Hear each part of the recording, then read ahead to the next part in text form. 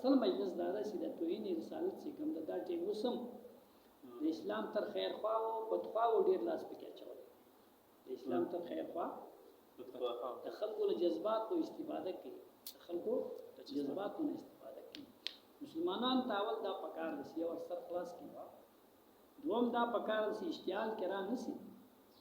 د اشتعال په ځای باندې یو مناسب سرکار ولري او بیا دا هر معاملې سرکار تلاړه سي هغه سي مناسب ګڼل هغه سي او که سرکار نه یې په خپل مرزي چلوم ته په خپل مرزي چلای نیول د اسلام پر لګول دا خو توهین رسالت څه سزا ده شریعت توهین رسالت خو مالت کو شي اصل کې به وخت هم ګوري ماحول ته وګوري چې دا سړی نبی ته خبره بعد خبره کی چې نبی متعلق کی ته په صورتيال ته ګوري چې دا سړی سره ټکر کې زم خیر وړي دي که بشر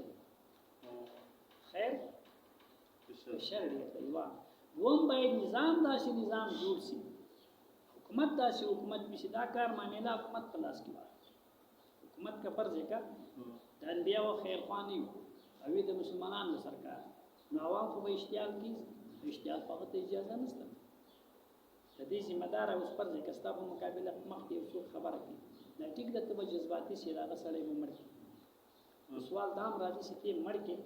نو هغه موجوده سرکار څخه کم داغه د نبی متعلق څه سوچ لري داغه څه خیال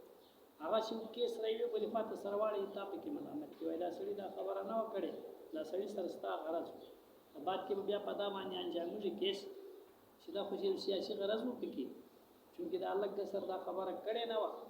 دا نو نه هغه بیا مني هغه ګوره دای کې څوک شي اختلاف کې غلطه خبر کې هغه باید په عدالت کې د باندې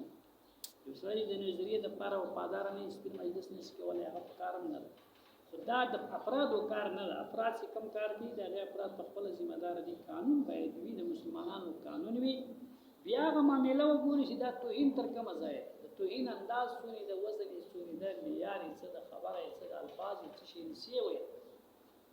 هغه د وخت سنجیده مخلوق په فیصله کې کار د ځوان په خپل جذبات په فیصله کې دا خو نه وته دا خو مال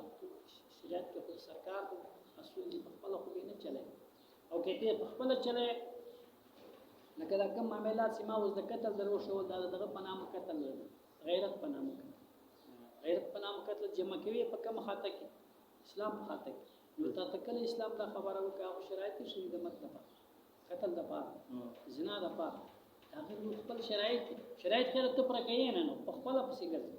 بیا خو ستا ذمہ وار اسلام او الزام ملګو دا الزام په اسلام ملګو واسطه افراد یو لګو واسطه یو افراد یو اسلامي اصول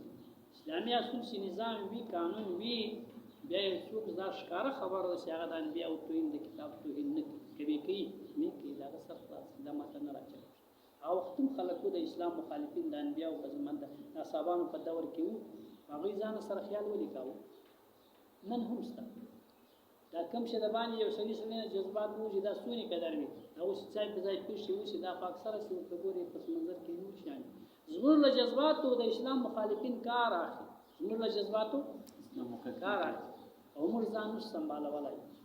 چې نو سمبالولای مزید اسلام بدنامه کوي موږ دا فقره د مسلمانانو چې باید یو صحیح نظام سیاسي نظام صحیح نظام ولري بیا دا معاملات کېدلای شي د افرادو په جذباتو نه